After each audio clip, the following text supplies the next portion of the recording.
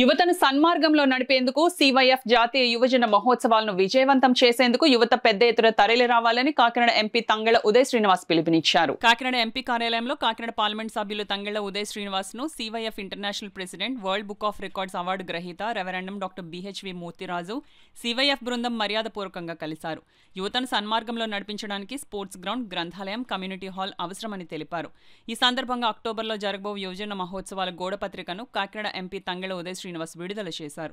ఈ సందర్భంగా ఎంపీ ఉదయ్ శ్రీనివాస్ మాట్లాడుతూ, యువతను సన్మార్గంలో నడిపిస్తున్న మూర్తిరాజు నాకు అత్యంత ప్రియ స్నేహితుడని, వారు ఏ కార్యక్రమం చేపట్టినా ఎప్పుడూ విజయ పతాకాలు ఎగురవేస్తారని, ఈ సంవత్సరం కూడా మరింత విజయవంతం అవ్వాలని కోరుకుంటున్నానని అన్నారు.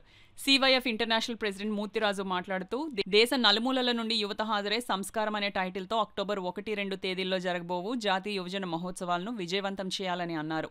ఈ కార్యక్రమంలో జాతీయ కార్యదర్శి Wycliffe, CYF board of directors K Satyasunil, Doodi Paul, Srinivas, Telugu Ravikumar, pastor Chaitanya, Arjun, Maccha Bujjibabu, Naidu Jayababu, Mosa Abraham తదితరులు పాల్గొన్నారు.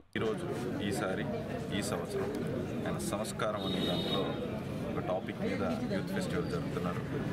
సో లిమిట్ యువర్ గూగుల్ అనే ఒక లైన్ పెట్టారు. సో ఈ కాలంలో నా యువత అంతా కూడా ఎక్కువ టైం ఫిజికలీ మానేసి ఓన్లీ డిజిటల్లీ టైం స్పెండ్ చేస్తూ వాళ్ళ మంచి ఒక టైంని రీసెర్చ్ కోసం వాడితే పర్లేదు, జస్ట్ సింప్లీ టైం పాస్ కూడా గూగుల్ వాడి అలా మంచి సమయాన్ని వృధా చేయకుండా ఉండటం కోసం సంస్కారం అనే ఒక టైటిల్తో ఈసారి యూత్ ఫెస్టివల్ జరగబోతుంది.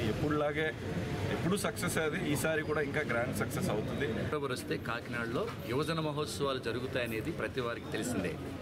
జాతీయ యువజన మహోత్సవాలుగా ఈ సంవత్సరం అక్టోబర్ 2, 3, 4, 5 తారీఖుల్లో కాకినాడ మెక్లాన్ హై స్కూల్ గ్రౌండ్స్లో ఏర్పాటు చేయడం జరిగింది. దానికి సంబంధించిన సంస్కారం అనే టైటిల్ని మా ప్రియతమ మెంబర్ ఆఫ్ పార్లమెంట్ గౌరవనీయులు ఉదయ్ గారితో ఈరోజు ఇనాగ్రేట్ చేయడం జరిగింది. వారు కూడా దీనికి ముఖ్య అతిథులుగా హాజరు కాబోతున్నారు. భారతదేశ వ్యాప్తంగా యువతంతా పాల్గొని దైవ దీవెనలు పొందాలని కోరుతున్నాం.